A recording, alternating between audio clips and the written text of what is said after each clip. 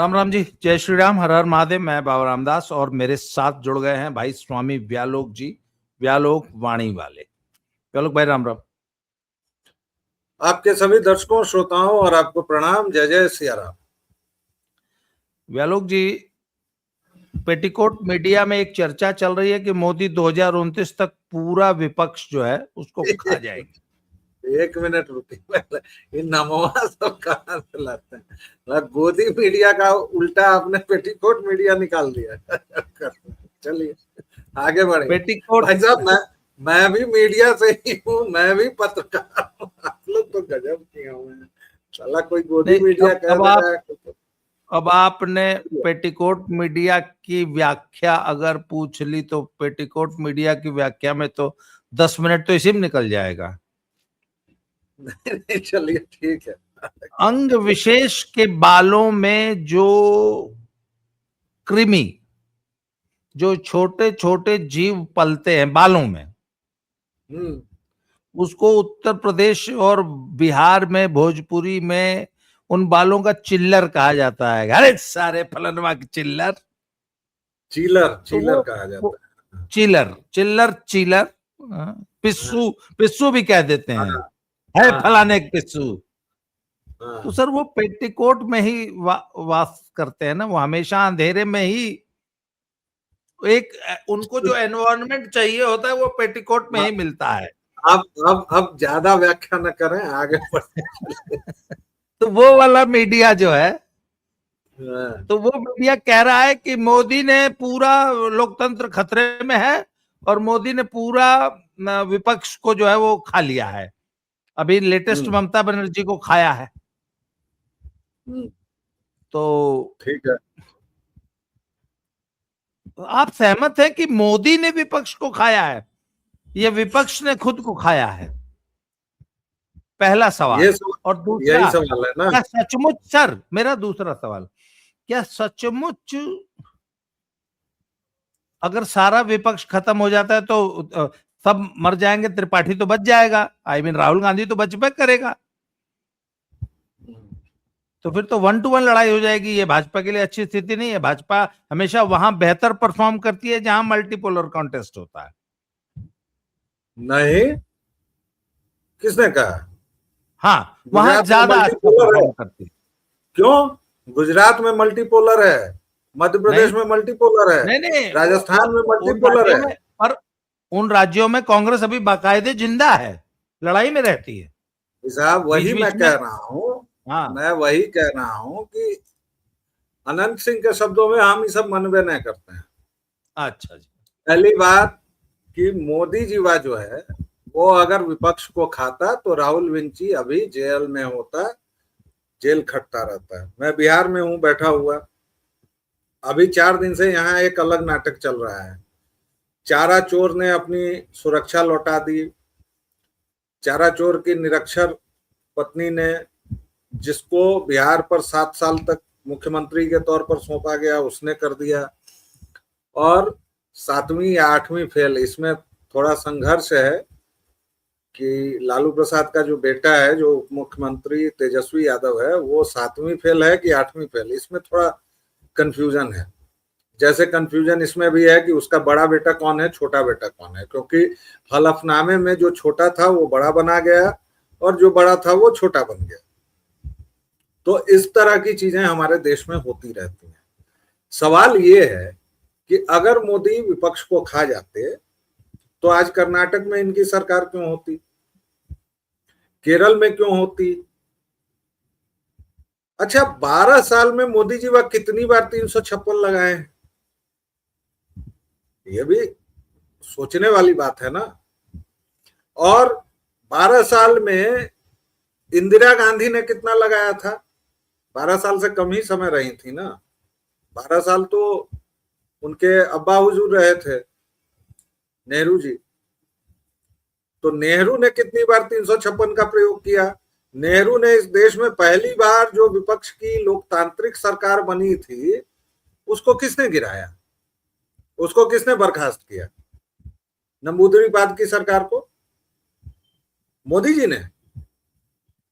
कि प्रजातंत्र के अलंबरदार डेमोक्रेसी के पिलर, महान राजनेता, चमचों के अब्बा हुजूर श्रीमान जवाहरलाल नेहरू ने ही गिराई थी वो सरकार, बर्खास्त कर दी थी। 6 दिसंबर 1992 एक ढांचा गिरता है, विवादित ढांचा, अयोध्या में, अयोध्या जी में। अयोध्या जी कहाँ है? उत्तर प्रदेश में है ना। सरकारें कितनी जगह की बर्खास्त हुई थी, आपको तो याद होगा, बहुत अच्छे से याद होगा। आज की जो पीढ़ी है उसको शायद नहीं पता हो, उसको गूगल करना पड़े। आपको और हमको तो याद है। अयोध्या जी मध्य प्रदेश में है क्या? अयोध्या जी हिमाचल में है क्या? अयोध्या जी राजस्थान में है क्या? 5 राज्यों की सरकार हटा दी गई थी एक झटके में। क्यों? पप्पा का राज था, खाला जी का राज था। और ये किसने किया था? कांग्रेसी प्रधानमंत्री, महाविद्वान, महाभट्टारक बेलुमपति वेंकटराव नरसिंह राव ने ये कुकांड, ये कुकर्म उन्होंने किया था। तो ये इस बात पर मैं चर्चा भी नहीं करना चाहता कि मोदी जी वह विपक्ष को खा गया है। भाई पूरा जो हार्डकोर समर्थक था, पूरे बंगाल चुनाव के दौरान, पहले और बाद में यही कहता रहा ना कि बंगाल में 356 लगाओ, ममता बानो को बर्खास्त करो। कहता रहा कि नहीं? 2021 से ये डिमांड होती रही कि नहीं? 2021 में जब भाजपा के सैकड़ों कार्यकर्ता, दर्जनों कार्यकर्ता मारे गए, उन पर हमला हुआ, उसके बाद से ये डिमांड रही कि नहीं रही? मोदी जी ने नहीं हटाया, उनके हाथ में था, कर सकते थे। कर्नाटक में अभी नया सीएम बना है, मतलब आपस में ही इन लोगों ने जो कुर्सियां बदली, अदला बदली की हैं। शिव कुमार, उसका गृह मंत्री शायद बना है, या हाँ गृह मंत्री ही है, प्रियंक खड़गे। वो जो नाम का नौकर है खड़गे, जो अध्यक्ष जिसको बनाया है अपने नौकर को इन लोगों ने, राहुल ने और प्रियंका ने, उसका बेटा है। सरकार में आते ही वो क्या बोल रहा है कि आरएसएस कागजात दिखाए। किस बात के कागजात दिखाएगा आरएसएस? काहे के दिखाएगा? भाई हम 10 लोग मिलके वहां व्यायाम करते हैं, इसका हम कागज दिखाएंगे? आरएसएस फ्लूइड ऑर्गेनाइजेशन है, उसके कुछ लोग ही सतह पर रहते हैं, बाकी तो उसमें आते हैं जाते हैं, चलता रहता है। केरल में मुस्लिम लीग की सरकार बनी है। जो लोग सोच रहे हैं कि कांग्रेस की सरकार बनी है, वो मुगालते में है।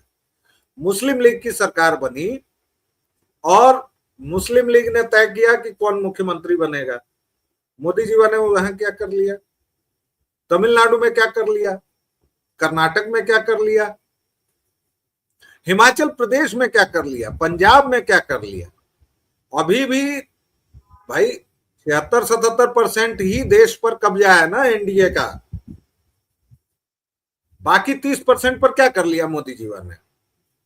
और मैं गालियों का तो हिसाब ही नहीं दे रहा हूं, जो 2014 से अनवरत खा रहे हैं मोदी जी। मैं उन चीजों का तो अभी जिक्र भी नहीं कर रहा हूं जहां इसी दरभंगा में, जहां मैं बैठा हूं, यही मंच सजा था ना, और मोदी की स्वर्गीय मां को भद्दी गाली दी गई थी। यही हुआ था वो कुकर, और कहीं नहीं हुआ था। तो ये एकदम बकवास बात है कि मोदी जी वा खा रहे हैं। विपक्ष को आपने सही कहा, विपक्ष को विपक्ष ही खा रहा है। एक सांप होता है जो अपने बच्चों को खा जाता है, एक और जीव होता है जब उसका अंतिम समय आता है तो वह अपने शरीर का ही भक्षण करता है। मैं अभी उसका नाम भूल रहा हूं। विपक्ष वही है। आप सोचिए, टिकट ब्लैकिया होने का जिस पर आरोप है वो संजय सिंह, और जिसके बारे में यह प्रूवन फैक्ट है कि उसने अपनी बीवी पर कुत्ते लुहका दिए, मारपीट की सोमनाथ भारती। वो जगह कौन सी थी? दिल्ली की मालवीय नगर। मालवीय नगर में गए राजनीति करने, जहां अग्निकांड हुआ था, जनता ने उनको दौड़ा दिया। अब आप कह दीजिए कि मोदी जी ने सेट कर दिया था जनता को वहां। बंगाल में टीएमसी के हर एक टाइप के नेता,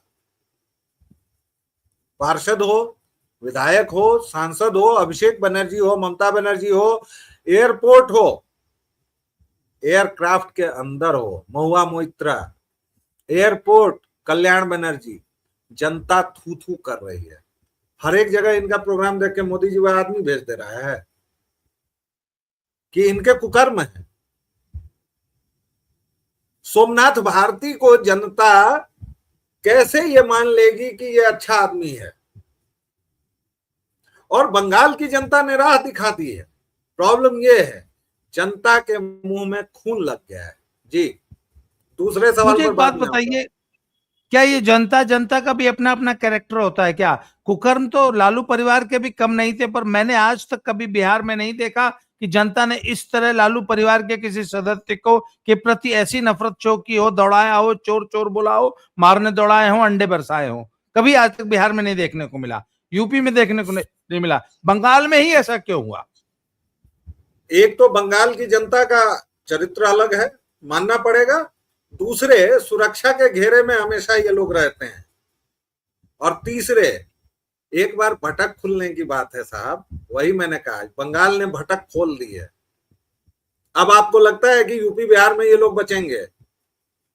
दिल्ली में शुरू हो गया ना सोमनाथ भारती और संजय सिंह को, कल को बिहार में नहीं होगा। और आपको मैं बताऊं,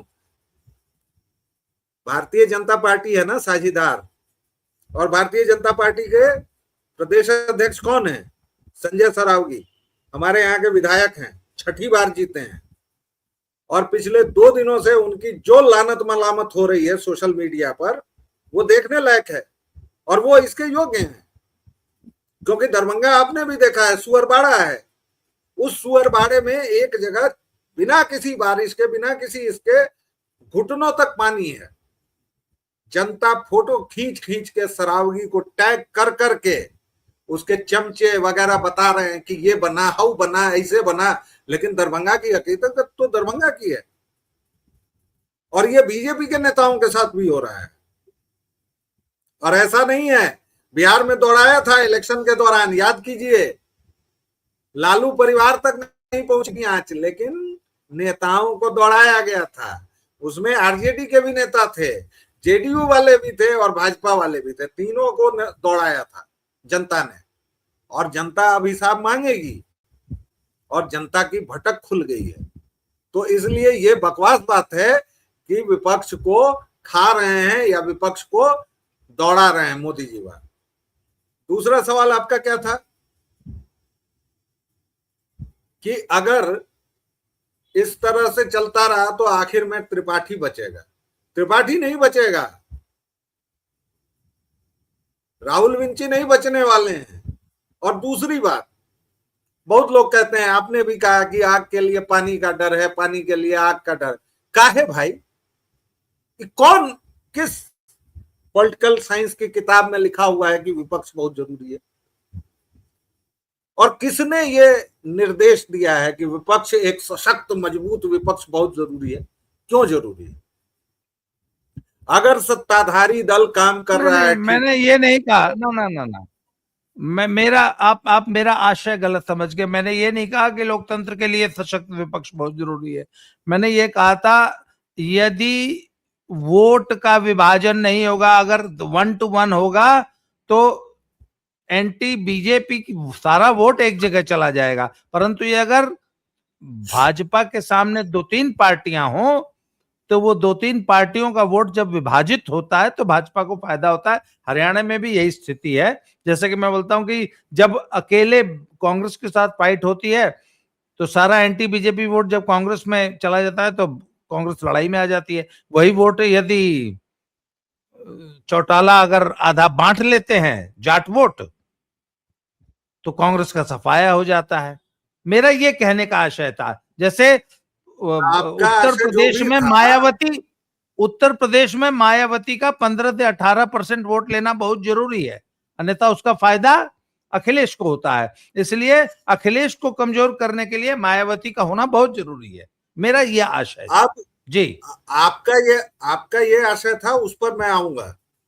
अमूमन लोग तो यही ज्ञान देते हैं ना कि एक सशक्त मजबूत विपक्ष का होना बहुत जरूरी है। काहे जरूरी है जी? नहीं जरूरी है। हाँ, हम वो फालतू की बात ना करते। वो फालतू की बात। आपने कहा कि वोट बंटने का, नहीं बंटेगा। अब भाजपा अब इस स्थिति में आ रही है कि वह 50% का बैरियर टच कर रही है। बंगाल ने दिखा दिया ना। हाँ, तो भाजपा की अपर लिमिट अभी नहीं पहुंची है सर, इस बात को समझिए। ऐसा है कि शिखर पर पहुंचने के बाद ढलान शुरू होता है। बहुत लोगों ने मरसिया पढ़ दिया, बहुत लोगों ने कह दिया कि भाजपा का शीर्ष हो गया, अब ढलान है। नहीं है, बंगाल ने ये दिखाया है। भाजपा अभी भी प्रगति पर है। जब वो 50, 52, 53 पहुंच जाएगी तो किसी चीज की जरूरत नहीं। और आपको लगता है कि टोटी चोर या तेजस्वी, कितनी सीट आए तेजस्वी इस बार? 25 सीट। एक विधायक खुलेआम उनका बागी हो चुका है, उस पर भी वो कार्रवाई नहीं कर पा रहे हैं। क्यों?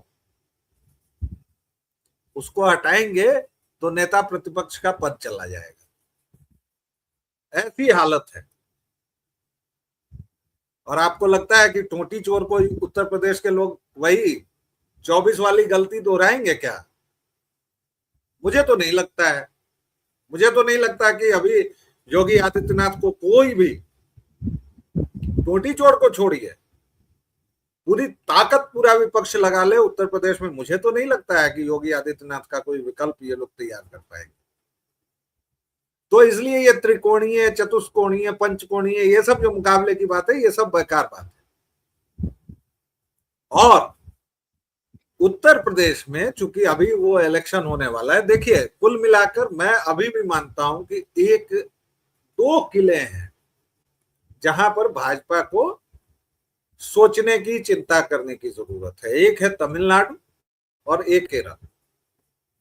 इसके अलावा अब कहीं कुछ बचा वचा नहीं। ये दोनों किले जिस दिन सफल हो जाएंगे ना, जिस दिन फतह हो जाएंगे, उस दिन गए आराम हो जाएगा। और ये चीज मैं इसलिए कह रहा हूं कि अब इतना तो तय है ना भाई साहब कि भारत की राजनीति अब हिंदुत्व के इर्द गिर्द घूमेगी, उसके उलट नहीं। भाई इस देश ने वो दौर भी देखा है कि वीपी सिंह जैसा प्रधानमंत्री जामा मस्जिद की सीढ़ियों पर जाता था, वहां वजू करता था, वहां फातिहा पढ़ता था। इस देश ने वो दौर देखा है जब अरब के एक कल्ट के मसीहा को, इस देश का दुर्भाग्य है, प्रभु श्री राम कृष्ण शिव, इनका जन्म दिवस या इनका प्राकट्य दिवस, इनका अवतरण दिवस राष्ट्रीय छुट्टी नहीं है। किसका है? मोहम्मद का। कमाल का देश है। और ये किसने किया? विश्वनाथ प्रताप सिंह नामक उस हरामखोर ने किया। और कहां से किया? लाल किले की प्राचीर से किया। और कहा कि आज से ये राष्ट्रीय छुट्टी होगी। मोहम्मद से मुझे क्या मतलब है, मुझे बताइए जरा, आपको क्या मतलब है मोहम्मद से? भाई वो अरब का एक कबीले का सरदार था, उसने अपना एक पॉलिटिकल तंत्र विकसित किया, उसने अपना जो भी किया, नहीं किया, उसको मजहब का नाम दिया, जो पूरे विश्व का नासूर है, उसको आप राष्ट्रीय छुट्टी घोषित कर रहे हैं। और प्रभु श्री राम, प्रभु श्री कृष्ण, महादेव का कुछ नहीं। और अगर आप करेंगे तो यही डीएमके, जिसकी जुबान नहीं खुली है, वही डीएमके खड़ा हो जाएगा कि नहीं ये थोप रहे हैं उत्तर वाले। जबकि उस तमिलनाडु में रामेश्वरम है, उस तमिलनाडु में सबसे ज्यादा मंदिर है। ये केरल वाले हरामखोर खड़े हो जाएंगे, कर्नाटक वाले खड़े हो जाएंगे, जबकि सबसे ज्यादा मंदिर वहीं उन्हीं जगहों पर बचे हुए हैं, क्योंकि इस्लामी तेग वहां तक नहीं पहुंची। तो इस देश में आपके दोनों प्रश्नों का एक ही जवाब है कि इस देश में न तो विपक्ष की जरूरत है न पक्ष की। मैं ये कहता हूं आज की इस देश में संसदीय लोकतंत्र की भी जरूरत नहीं है। संसदीय लोकतंत्र इस देश के लिए नहीं बना हुआ है। हमारी अपनी चर्या थी, वैशाली का गण परिषद था, सब लाना चाहिए, सब रिवाइव होना चाहिए। जी एक अंतिम सवाल, एक ये पेटिकोट मीडिया एक और आरोप लगा रहा है कि मोदी एक ऐसा भारत चाहते हैं जिसमें पक्ष भी उनका हो विपक्ष भी उनका, और इसका मॉडल उन्होंने बंगाल में प्रस्तुत कर दिया है कि बंगाल में पक्ष उनका है, उनकी 207 सीट है, 208, और विपक्ष भी उनका है, विपक्ष में उनकी 60 सीट है। ममता बनर्जी अभी 20 पे हैं या उससे भी नीचे चली गई हैं, पता नहीं है। 20 सांसद भी उनके आ चुके हैं। इसमें बुरा क्या है? पक्ष भी भाजपा का, विपक्ष भी भाजपा का। तो बुरा क्या है? जब तक काम अच्छा हो रहा है, दिक्कत क्या है भाई? गुजरात में पिछले 25 वर्षों से है ना सत्ता, मध्य प्रदेश में है ना, राजस्थान में है ना, बिहार में है ना, बीच के 2-4 साल छोड़ दीजिए तो कहां कोई आसमान टूट पड़ा साहब। मैं आज भी बोल रहा हूं, मैं आज भी लिख रहा हूं, और यही दौर था 2014 के पहले वाला। तब मैं नहीं बोल सकता था, तब मैं नहीं लिख पाता था, क्योंकि तब कांग्रेसियों की सरकार थी और तब वाक स्वातंत्र पर प्रतिबंध था। तब एक कार्टून बनाने पर ममता बानो उठवा लेती थी, तब एक कार्टून शेयर करने पर ममता बानो उठवा लेती थी, एक आर्टिकल लिखने पर लोग उठा लिए जाते थे।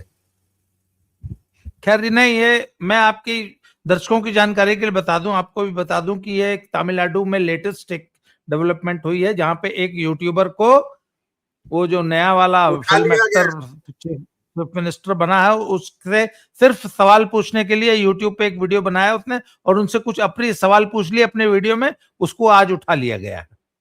और मैं आपको उसमें एक और जानकारी दे दूं कि तमिलनाडु राज्य केबल ने 3 चैनल्स को प्रतिबंधित कर दिया है, केवल इसलिए कि उसमें उस जोसेफ की कारस्तानियों का उल्लेख था और कुछ सवाल उठाए गए थे। जी, यूट्यूबर को तो उठाया ही, 3 चैनलों को भी प्रतिबंधित कर दिया है। इसलिए ये वाक स्वातंत्र, सेकुलरिज्म, ये तमाम जो बकवास बातें हैं, ये मुझसे तो कोई बताए ही नहीं, क्योंकि ये जो टीका लगा हुआ है ना सर, 2014 के पहले भी लगता था, ऐसा नहीं है। और तब न्यूज रूम में मैंने क्या झेला हुआ है, बाकी जगहों पर क्या झेला हुआ है, वो सब अगर लिखूंगा कभी तो वो दस्तावेज होगा। बकवास न करें कोई। इस देश में अभी जितना वाक स्वातंत्र है, जितनी आलोचना की स्वतंत्रता है, कभी नहीं रही, न भूतो न भविष्यति। आप प्रधानमंत्री की मां को गाली दे पाते हैं यार, क्या बात कर रहे हैं आप? प्रधानमंत्री की मां को आप गाली दे रहे हैं। प्रधानमंत्री को तो साला रोज सैकड़ों गालियां दे रहे हैं लोग, अलग अलग चैनल पर। कल मैंने कहीं देखा, उत्तर प्रदेश में एक हाईवे के किनारे 2 लौंडे खड़े हैं और वो छड़ों को तोड़ रहे हैं, जो बड़े बड़े स्लैब्स बना के और फिर उनको जोड़ते हैं ना हाईवेज में। वो महोबा छतरपुर फोर लेन जो बन रहा है उसका है। और उन गधों को ये पता नहीं है कि अब जो छड़ें इस्तेमाल हो रही हैं वो लोहे की नहीं होती हैं, वो उसी पॉलीमर की होती हैं, क्योंकि वो ज्यादा लचीली, ज्यादा मजबूत और ज्यादा ड्यूरेबल होती हैं। और वो उन्होंने जंग नहीं लगता, प्रधानमंत्री उनमें जंग नहीं लगता। और प्रधानमंत्री को उन्होंने कितनी भद्दी भद्दी गालियां दी हैं, और आप कह रहे हैं कि वाक स्वतंत्र नहीं है। अंतिम वाक्य है सर, खुशकिस्मत है इस देश के लोग कि अभी नरेंद्र भाई दामोदर दास मोदी इस देश के प्रधानमंत्री, बस और कुछ नहीं कहना है। तो चलिए सर देखते हैं। वैसे लेटेस्ट डेवलपमेंट ये है कि सायोनी घोष जी जो है वो भी उनके हृदय से मेरे मदीना और काबा आ गया। मेरे हृदय में है रामा और आंखों में कृष्णा गाती हुई, ये आ गया, वाह बहुत सही। हृदय में है रामा और आंखों में कृष्णा। वाह, स्वागत तो कीजिए चलिए, सायोनी घोष का। स्वागत चलिए, सायोनी घोष जी का एनडीए में स्वागत है। बड़ी अच्छी लड़की है सर, मानना पड़ेगा। हाँ बहुत बहुत बढ़िया। तो इसी के साथ आज की चर्चा समाप्त करते हैं। और सर मतलब एक बात बताइए ना, जो कल तक गा रहा था कि मारे हृदय मांगे काबा और नौने मदीना, वो रामा और कृष्णा गाने लग जाए तो इससे और ज्यादा अच्छे दिन अब क्या होंगे। इसी के साथ ये कुछ नहीं चर्चा होंगे। समाप्त करते हैं। जी। जय श्री राम, हर हर महादेव।